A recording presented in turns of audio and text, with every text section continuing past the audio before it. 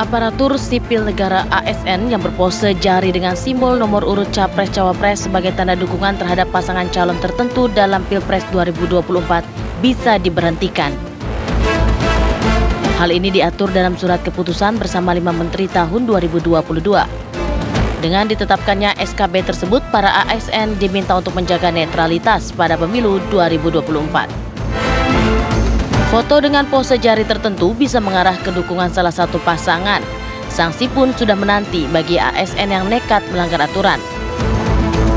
Sanksinya berupa sanksi disiplin berat yang terdiri dari penurunan jabatan setingkat lebih rendah selama 12 bulan, pembebasan dari jabatan selama 12 bulan, hingga pemberhentian dari PNS.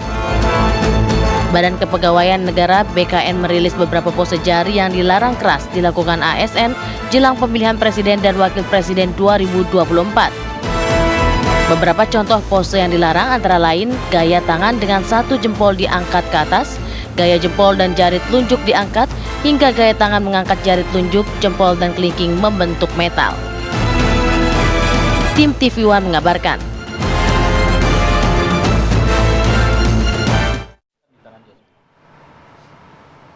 Ya pemirsa, kita coba akan bahas hal ini. Memang isu netralitas pasti mengemuka jelang Pilpres 2024. Tapi bagaimanakah dengan tahun ini? Karena Kemenpan RB juga sudah mengeluarkan berbagai aturan, termasuk juga nih hati-hati di sosmed ya bagi para ASN. Berfoto dengan berbagai pose, ada 10 gaya yang kemudian dilarang kan oleh Kemenpan RB. Kita akan bahas hal ini, implementasinya di lapangan juga dan juga aturannya seperti apa. Sudah hadir bersama kami di studio Apa Kabar Indonesia Pagi, ada Bang Ray Rangkuti, analis politik. Selamat pagi Bang. Pagi. Ya, waalaikumsalam warahmatullahi. Dan juga sudah terhubung bersama kami, ini ada Bapak Farhan Abdi Utama, Asisten Komisioner Bidang Pengawasan Nilai Dasar Kode Etik, Perilaku dan Netralitas dari KSN. Selamat pagi Pak Farhan. Pagi Maria, Bayu. Oke, baik, saya mau ke Pak Farhan terlebih dahulu. Kita tahu bersama isu ini kemudian mengemuka, ASN juga menjadi sorotan, termasuk juga banyak sekali viral sejumlah video. Salah satunya kemudian ada ASN yang menyampaikan begitu ya, diminta untuk mendukung salah satu pasangan calon. Nah, dengan adanya aturan ini, apa respon Anda, Pak? Ya, baik.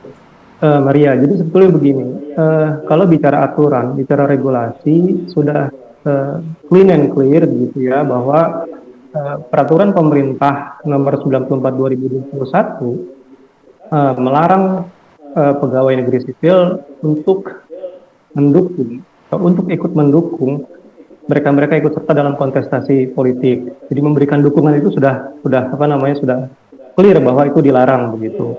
Sehingga kemudian kalau kita jumpa ada ASN yang diminta untuk mendukung calon-calon tertentu, ya balik lagi itu dilarang begitu. Oke, untuk aturan-aturan yang baru dalam aturan kali ini di Pilpres 2024 apa? Apa saja Pak? Boleh dijelaskan silakan. Tadi sekali lagi selain ada peraturan pemerintah tentang disiplin, kita punya keputusan bersama 5 kementerian lembaga yang di dalamnya mengatur atau memuat mengenai pembinaan serta pengawasan netralitas pegawai ASN dalam penyelenggaraan pemilu dan pemilihan begitu ya. Di dalamnya kemudian mengatur bagaimana upaya-upaya yang harus dilakukan oleh pembinaan oleh instansi pemerintah, kemudian apa saja bentuk pelanggaran dan penjatuhan sanksi ketika terjadi pelanggaran netralitas. Kemudian kita juga minta seluruh instansi pemerintah itu membentuk satuan tugas pembinaan dan pengawasan.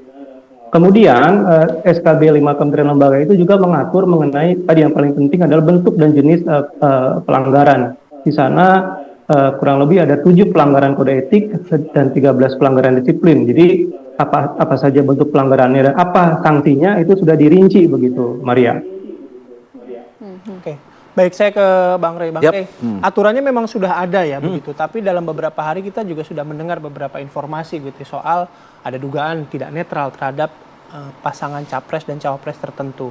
Meski sudah aturannya ada, setiap kontestasi pemilu akan selalu ada fenomena ini. Terutama ketika kita bicara ASN, Anda bisa meng-highlight apa dari hal ini? Lemahnya penegakan hukumnya, gitu. Ini kan semua terjadi karena termasuk dugaan-dugaan akan ada kecurangan macam-macam. Itu diakibatkan 2 hal. Pertama adalah nggak ada penegakan hukum, nggak ada penyelesaian kasus yang tuntas, gitu. sehingga ya jadi rumor. Nah, efek dari rumor itu adalah setiap orang nggak percaya pada orang lain. Ya. Seringkali saya menyebut ini pemilu mungkin yang paling lucu di dunia gitu. Kenapa saya paling lucu di dunia? Karena semua pesertanya nggak ada yang saling mempercayai. Kan dulu pemerintah yang ngelaksanain pemilu, kita nggak percaya deh, buatlah namanya KPU yang independen. Terus nggak percaya juga, buatlah Bawaslu yang mengawasi KPU. Nggak percaya Bawaslu lagi, buatlah DKPP sekarang yang mengawasi semuanya gitu. Jadi basis dari pemilu kita ini adalah ketidakpercayaan satu dengan yang lain gitu. Nah, kenapa itu bisa terjadi? Karena yang saya sebutkan tadi, lemahnya penegakan hukumnya. Yang kedua adalah nggak ada penyelesaian kasus sampai tuntas gitu. Nah, padahal untuk kasus ASN misalnya, kan setidaknya ada 3 lembaga tuh yang ngawasin. Satu adalah KSAN sendiri, yang kedua adalah Menpan RB, yang ketiga adalah Bawaslu. Tapi coba Anda cek sampai sekarang, dari 3 institusi ini ada yang bergerak nggak manggil ASN yang dimaksud itu? Untuk klarifikasi menuntaskannya atau menyelesaikannya secara umum. Kan kita nggak pernah ada yang dengar ini. Baik KSN kita nggak dengar panggil, baik Bawaslu nggak kita dengar memanggil, ataupun Menteri Menpan RB dalam hal ini juga nggak melakukan klarifikasi macam-macam dan sebagainya. Ini kasus yang pertama. Kasus Sorong misalnya. Kan PJ Sorong tuh yang ditemukan surat fakta integratis itu. Sampai sekarang siapa yang menyelesaikannya? Bawaslu enggak, Menteri Dalam Negeri enggak, dan sebagainya. Semua serba diam, termasuk Kabin kan.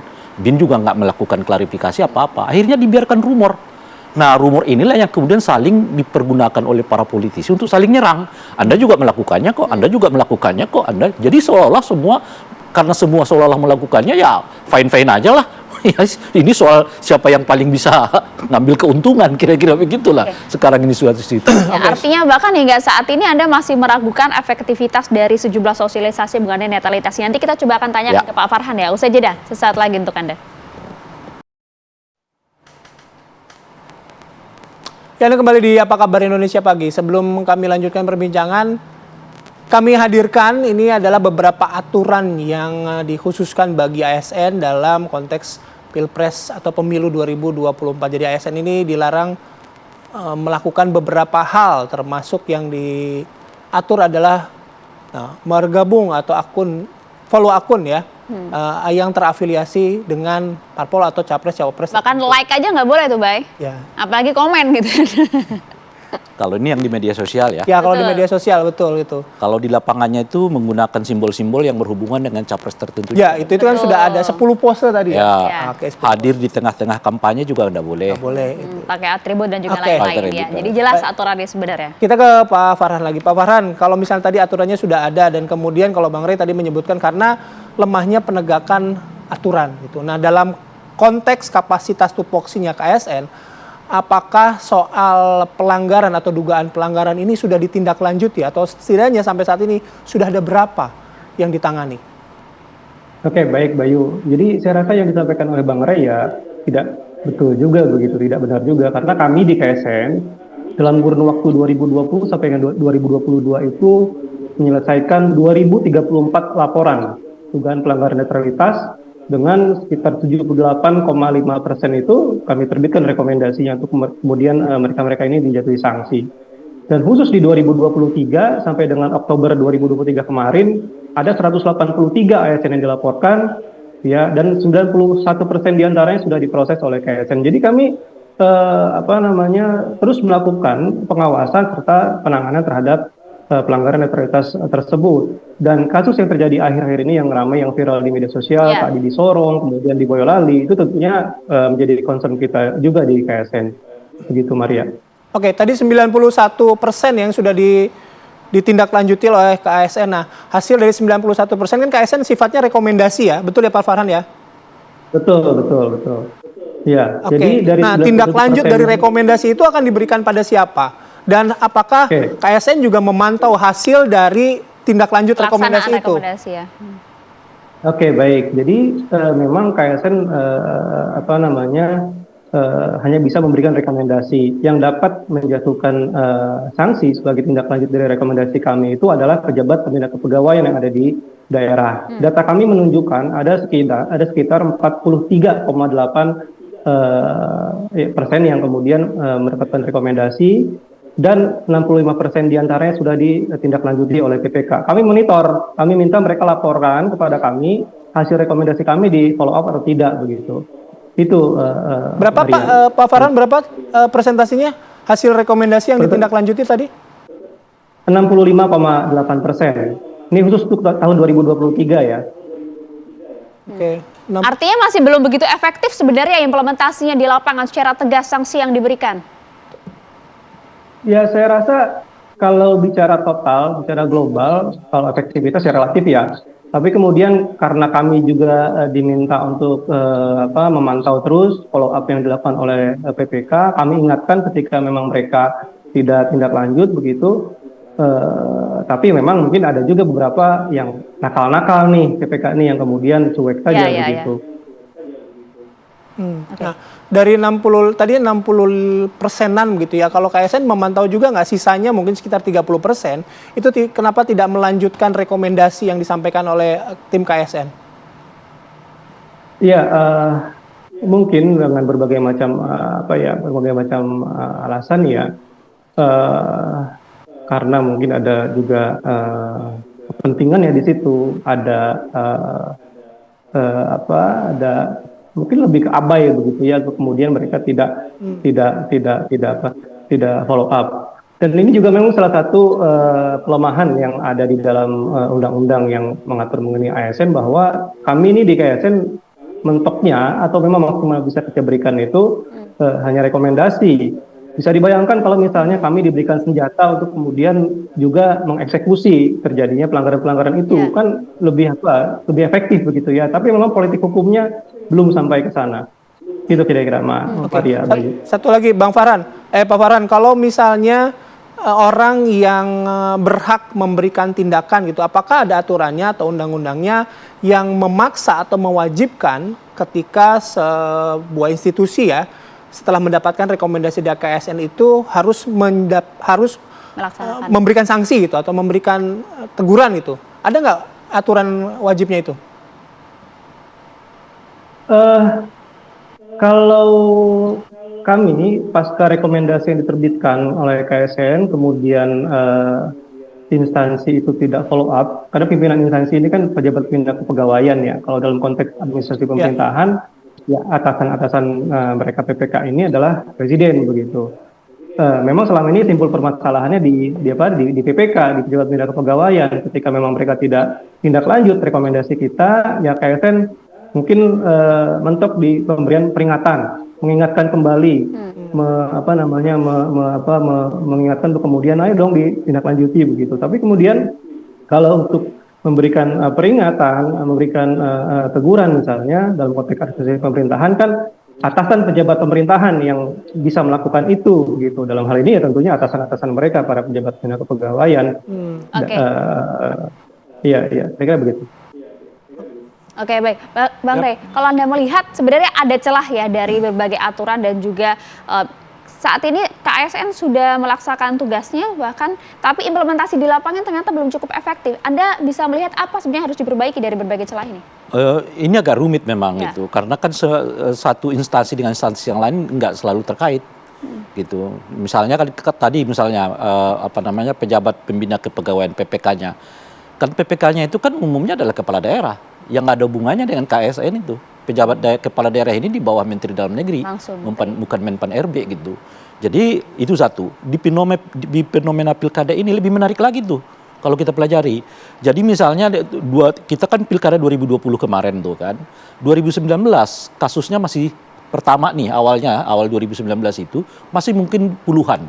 Meningkat ke bulan dia makin banyak kasus ketidaknetralan ASN gitu. Jadi sekalipun disanksi oleh KSAN itu tidak menurunkan netralitas ketidaknetralan ASN, justru melonjak. Ketika kita coba cari-cari kenapa sih begitu ASN-nya berani gitu, seperti nantang gitu ya. Sederhana, karena kalau mereka misalnya nyalonin dukung calon kepala daerah tertentu dan menang, toh dia akan kembali nanti ke jabatan semula, bahkan akan naik karirnya gitu loh kira-kira tuh. Sehingga oke deh non-job 3 bulan, 4 bulan, atau mungkin dipindah dari satu tempat ke tempat yang lain. Kalau di daerah-daerah yang kebetulan ada pulaunya, pindah pulau dia tuh. Dari pulau sini ke pulau sana, jadi bekerja 3 bulan, 4 bulan is oke lah. Ya, toh nanti akan begitu si kepala daerah menang, dia punya potensi untuk naik karir kok gitu. Oke. Nah ini agak rumit Itu lagi. kayak tim ses terselubung dong ya Bang ya jadinya ya. Iya, dengan sendirinya, karena kan pengaruh ASN ini kuat sekali ke masyarakat kan.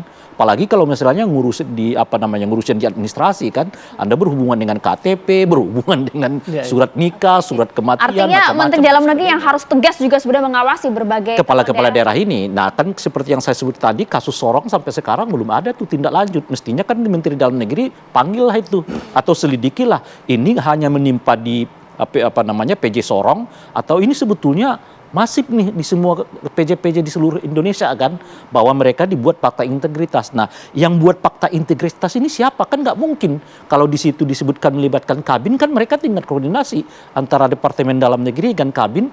Kok bisa terjadi yang seperti ini gitu? Nah, ini sampai sekarang Menteri Dalam Negerinya saya lihat nggak bergerak apa-apa terhadap kasus ini. Sementara Bawaslu nggak akan ke sana. Karena ini kan PJ ya gitu loh, KSN apalagi nggak mungkin nggak ada hubungan antara KSN dengan PJ ini dan sebagainya. Bang, tapi kan wilayahnya abu-abu ya. Abu-abu itu dalam artian gini, ketika dalam sebuah kontestasi mau itu pilkada, pilpres, pilek dan pilkada dan pilpres lah begitu. Fenomena soal dukungan itu apakah dipengaruhi juga oleh instruksi? Instruksinya begini, kemungkinan kepala daerah itu memang secara lugas saja memerintahkan bawahannya untuk menyampaikan informasi mendukung dirinya gitu. Nah fenomena itu ada instruksi, ada karena kemauan sendiri. Jadi ASN ini punya preferensi politik sendiri-sendiri. Dan dia tahu, dia udah pelajari kan, kalau kita katakanlah kita pakai jari gini gitu ya. Ya paling kan kita ditegor kata dia. Kan kalau dulu itu kan sering kita temukan ASN-nya datang ke lapangan kok. ASN-nya bahkan ikut keliling macam-macam dan sebagainya gitu. Nah, di 2024 ini menurut saya lebih sulit lagi karena institusi yang namanya KSAN ini kan sudah dibubarkan oleh revisi undang-undang yang terbaru. Padahal dengan KSAN ini sebetulnya independensi dan netralitas ASN itu jauh lebih terjaga. Saya nggak bisa membayangkan kalau mereka nggak ada. Ini kan mereka udah satu pintu nih semua. Jadi rekrutmen, pengawasan, pembinaan gitu ya, dan reward kepada ASN ini satu pintu di bawah Menpan RB. Itu sekarang ini yang kejadian tuh. Nah oleh karena itu ya kalau sekarang kita memperbincangkan soal netralitas ASN relevan karena yang ngawasin tinggal 2 sekarang. KSN-nya nggak ikut lagi gitu loh kira-kira tuh. Dalam hal ini Bawaslu maupun Menpan RB. Menpan RB, oke. Oke baik, terima kasih Bang Rey, Pak Farhan juga terima kasih sudah hadir bersama kami di Apa Kabar Indonesia Pagi dalam diskusi pagi hari ini. Selamat beraktivitas kembali, salam sehat selalu. Assalamualaikum warahmatullahi wabarakatuh. Waalaikumsalam.